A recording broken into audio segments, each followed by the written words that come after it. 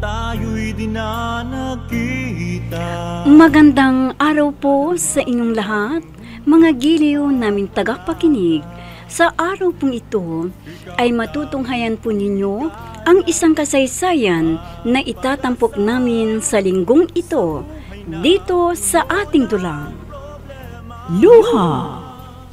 Ano bang nakain mo? At bigla mo akong niyaya dito sa Baguio. Hindi naman summer ngayon ah.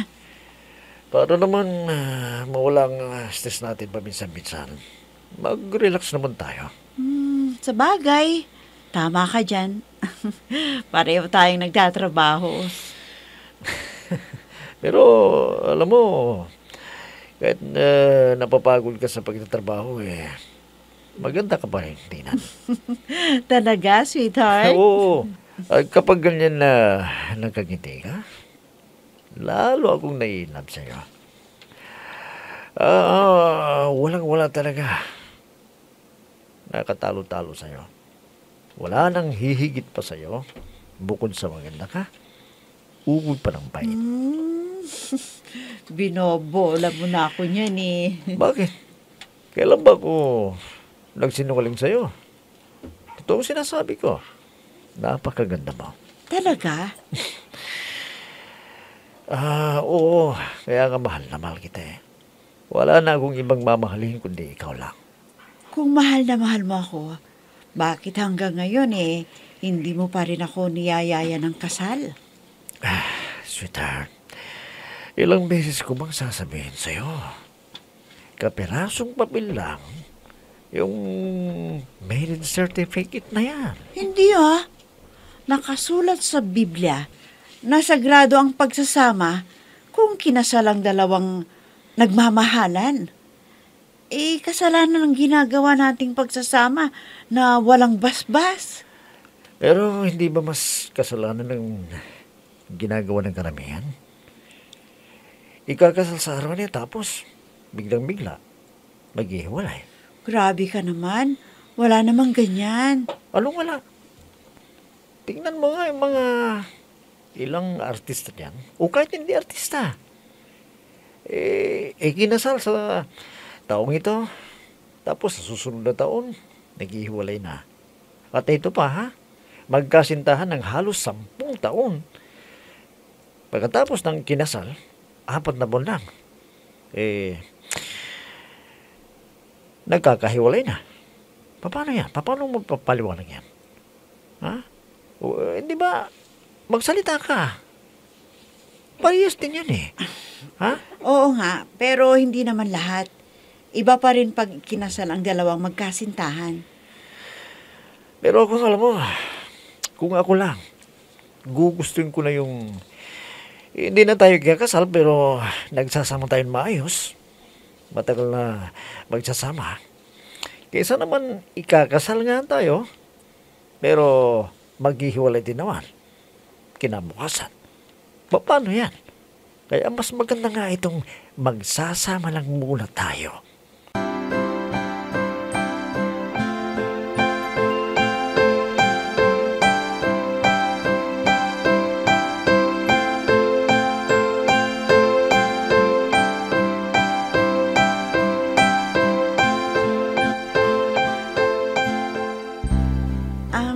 Mano po, Daddy? Pagpalain ka ng buong may kapal, anak. Mabuti naman na nadalaw mo kami ng mami mo. Dinalhan ko lamang kayo ni Mami ng pagkain sa buong linggo, Dad. Ay, nako. Ang anak ko talaga, kahit kailan ay hindi nakakalimot. Pero anak, hindi pa naman namin nauubos ng inay mo ang binigay mong pera noong isang araw. Dad, allowance niyo po yun. Pambili niyo ng damit niyo o kaya sapatos. Kung anong gusto niyo. Itong ibibigay ko sa inyo ay pagkain para hindi kayo magutom. Kahit papaano naman ay nairaraos namin ang ibinibigay mo sa amin ng inay mo. Ang inaalala ko ay ikaw. Ako po? Bakit po? Ikaw, baka hindi ka nakakaipon dahil kabilagang iniintindi mo. Daddy, wag niyo akong intindihin. May maganda po akong trabaho. Maganda rin ang sweldo. Ah, siya nga pala. Nasaan na si Mami? Ay, nako. Palagay ko, nakikiumpok na naman sa mga kagaya niyang Martes. Ang Mami talaga, oh. Hindi na maalis-alis ang pagiging chismosa. Hayaan mo na't wala naman siyang ibang pinagsasabihan ng mga naririnig niyang chismis kundi ako lang. Naku, pati pala kayo, chismoso na rin. Anong chismoso? Sinasarili lang namin ng mami mo ang naririnig naming chismis. At hindi na namin yun ikinikwento pa sa iba. Teka nga pala. Ano ba yung mga dala mo? Akin na nga at nang mailagay ko na sa ref. Kung saan-saan napupunta ang usapan eh.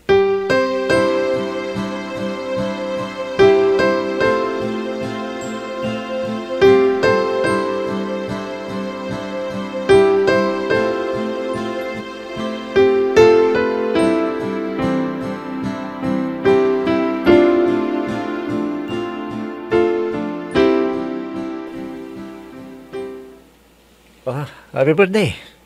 Ay nako, mabuti naman at pinagbigyan mo ang imbitasyon ko ngayong kaarawan ko.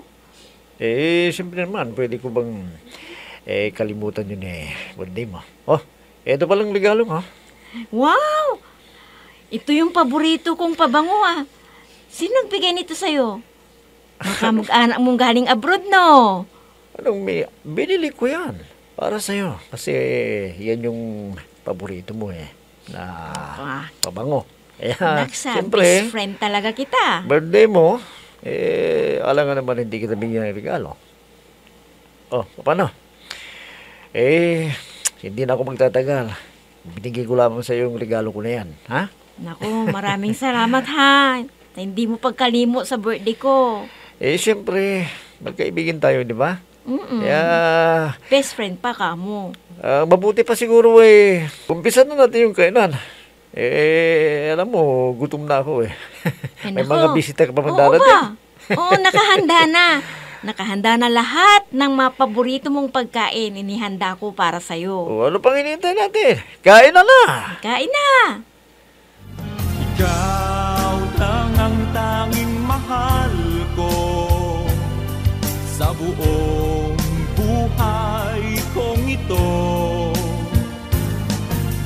Pag-ibig ko'y tanging ikaw lamang, sa puso ko'y nag-isa ka lang. O, anong sinabi ng anak mo? Hindi na ako lalabas ng bahay. Anong gagawin ko dito sa loob ng bahay? Para hindi ka iitim, tingnan mo nga yung balat mo, ang itim-itim mo na. Ang itim-itim mo na. Sobra ka namang magsalita. Talagang ganito ang balat ko, Morena. Bakit kasi ang tigas-tigas ng ulo mo? May katwiran naman kami ng anak mo. May katwiran. Ang sabihin ninyo, ayaw nyo lang akong sumaya. Anong ayaw ka naming sumaya? Pwede ba yun? Ang amin lamang ng anak mo, baka magkasakit ka. Pati nga yung anak mo, nag-aal na.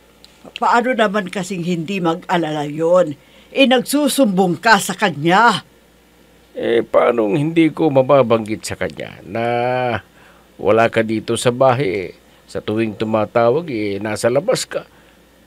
Tinatanong ka nga ng anak mo kung nasaan ka dahil gusto kang kausapin.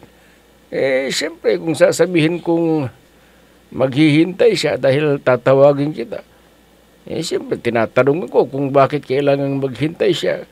Kaya ako sinabing nasa labas ka. Hindi mo maialis na sasabihin kong magkakasakit ka dahil nga sa init ng araw ngayon. Baka mahit-stroke ka. Malakas ang katawan ko at wala akong sakit. Wala kang ang sakit. Pero sa ginagawa mo, hindi ka lang iitim, kundi magkakasakit ka pa.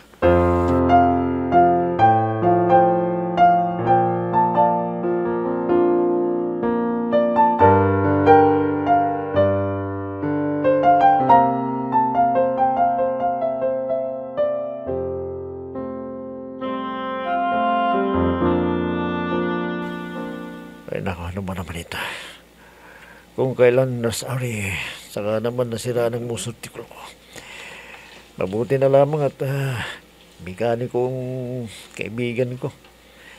Siya na rin yung magdadala ng motorbike ko mamayang gabi. Mahirap talaga pag walang sasakyan eh. Aabutin ka ng siyam-siyam bago ka makauwi. Pare, anong ginagawa mong mag-isa dito?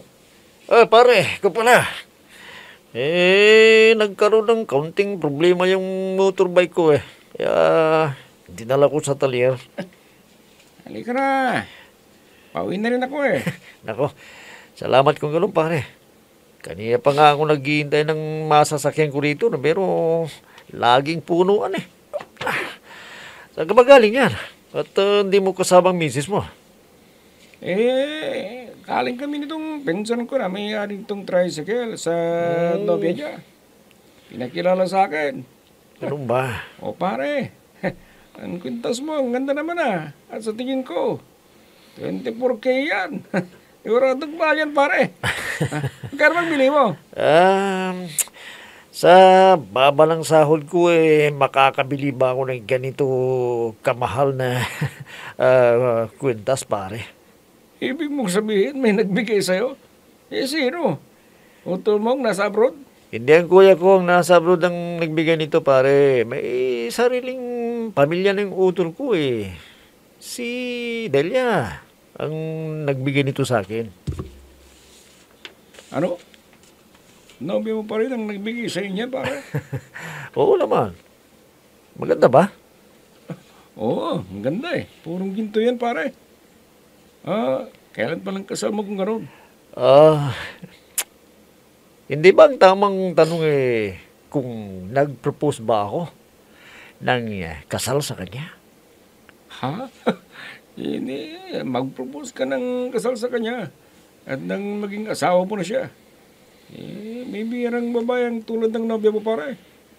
Palagay ko mabait siya. Galanti pang magbigay sa'yo. Tiyak, mahal na mahal ka ng nobya mo. Kung ako sa'yo pare, pakasalan mo na siya. Nag-iisa ka lang.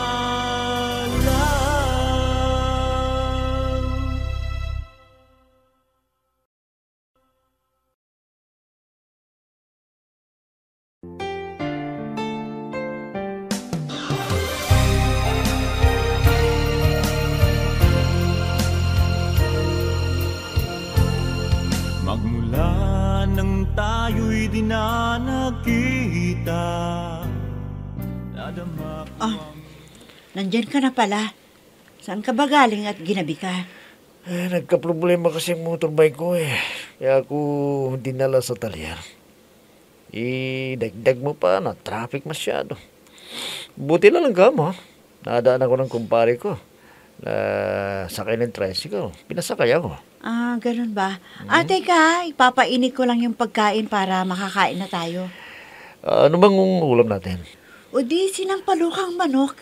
Na naman, wala ka na bang alam lutuin kundi sinampalukang manok na yan? Di ba? Paborito mo naman ang sinampalukang manok. Oo nga, paborito ko. Pero kung halos araw-araw naman, pauulam mo sa akin, yan nakakasawa din. Hindi naman araw-araw. Sobra ka naman. Exaggerated ka masyado. Oo na, sa susunod, ibang putahe naman ang lulutuin ko. O, teka, kung gusto mo, mag-order na lang ako sa restaurant. Kung anong gusto mong kainin. Huwag na. Nawalan na ako ng gana. Jojo,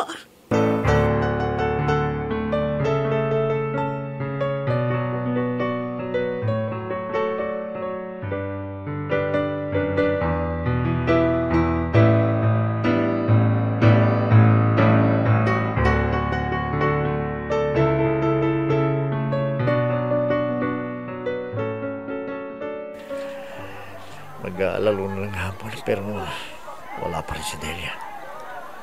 Nagugutom na ako samantalang alas 12 ang usapan namin para sabay kaming mananghalian sa Narita. Ay, ano kaya kung maglilibot-libot pa ako rito? Ititiks naman ako nun pag naririto na siya sa mall na ito. Buti pa siguro pumunta ko sa menswear. Baka sakaling may bagong labas na polo suit niya. Si Nakapag-window Pogi. shopping, Nasukin natin. Oh, Suki, kumusta ka na? Ngayon ko lang ulit nagoy dito sa shop ko Halika. Oh, anong hinahanap mo? Pantalon, polo, medyas, sapatos? Halika. Pumasok ka, Suki. Si Olgang may-ari ng tindahan ito, may bagong dating ba? Oo. Halika na, pili ka. Maraming bagong dating na polo shirt. Halika, Suki. Mamili ka. May mga bagong dating ba na polo shirt? Oo. Patingin nga. Halika doon sa bandaron. Doon ko pinadisplay ang mga bagong dating. Sakaling may ang bago polo gusto shirt. ako Teka. Hindi mo yata kasama ang misis mo. Ay! Koreksyon, wala pa akong misis. Talaga? Ito naman. Ipagkakaila pa Nakita ko kayo, no? Naka-holding hands pa nga kayo Girlfriend ko lang. Si Delia. Hindi pa naman kami kasal So libreng-libre pa pala ang isa't isa sa inyo, ha? Oo naman. Ako? Libre din ako. Ha? Ang ibig kong sabihin wala pa akong boyfriend. Single ako. Ano? Ikaw wala pang boyfriend? Abay, sa ganda mong yan wala ka pang boyfriend? Oo. Maliban lamang kung hindi ka manhid. Tong kausap ko ngayon mananatili akong single.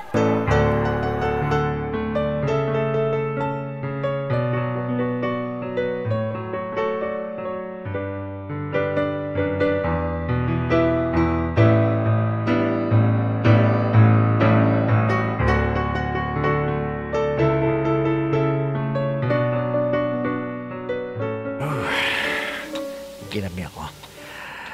Ang babae naman kasi yun kung saan-saan ako dinala. Mapera nga talaga si Olga.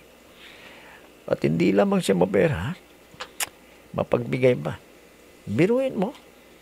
Sa isang labas lang namin bumigay ka agad. Ay, nako.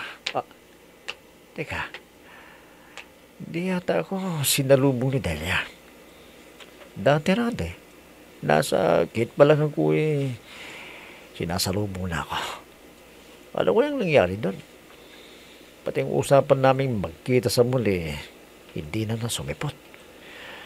Sa bagay, mabuti nilang hindi niya pagsipot sa usapan namin. Delia! Delia! Walang sumasagot. Hindi kayo nakatulog ng babae yan. Delia!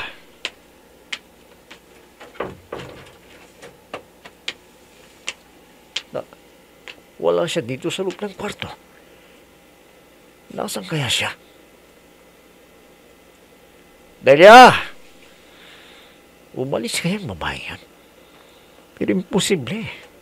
Andito lang sa bayan Kanina pa sana ako sinalubong kung nasa kusina lang siya. Delia! Nasaan kayong babaeng yun? Nagdiring ang cellphone ko. Oh, si Delia pala to. Oh, Delia, nasaan ka? Nandito ako sa ospital ngayon. Nasa ospital ka? Oo. Sumama kasi ang pakiramdam ng mami. Kaya sinugod ni daddy dito. At hindi naman pwedeng mapuyat ang daddy. Kaya ako ang pinagbabantay niya. Ganun ba? Oo. Umuwi lang ako dyan kanina para ipagluto ka ng hapunan. I-switch ko na rin yung ilaw para maliwanag ang bahay na daratnan mo. Kumain ka na ha? Oo. Siguradong gagastos na naman si Delia nito.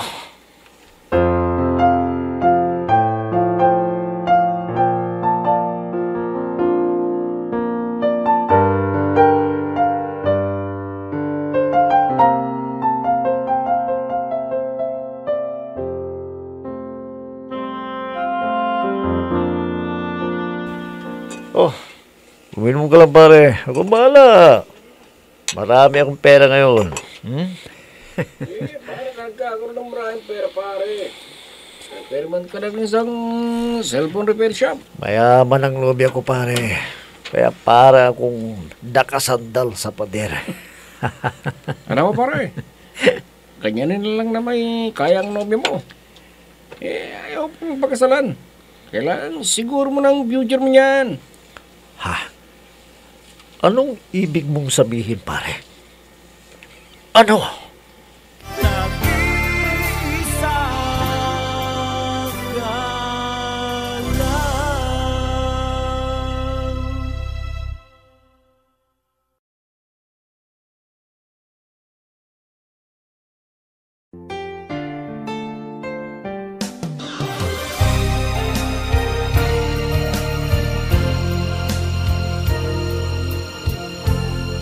Magmula nang tayo'y Ano nga ba ang ibig sabihin ng kaibigan ni Jojo? Mga giliw naming tagapakinig, sundan bukas ang karugtong ng kasaysayan na itinampok namin sa linggong ito, dito sa ating dulang. Luha! Mga nagbibigay buhay sa ating dula ay sina Mayra Abrehal Narnola, Susan Malikdeng, Robert De Guzman, Jun Cabato, Emma Dalope, Andrea Solar, Ami Diaz, Jonathan Bravo, at si Oscar Ora. Technical Supervision at Musika, Oscar Ora. Nilapatan ng tunog ni Robert De Guzman, Willie Francisco. Sa panulat at direksyon, Eva Alcoriza. Inihahandog sa inyo ng F3 Recording Studio para sa Pambansang Radyo ng Pilipinas, Bombo Radio, Philippines.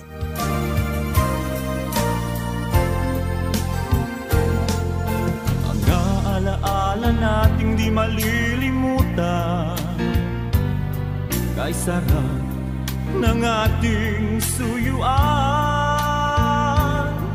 Lagi kong natatandaan, maligayang araw nating nagdaan.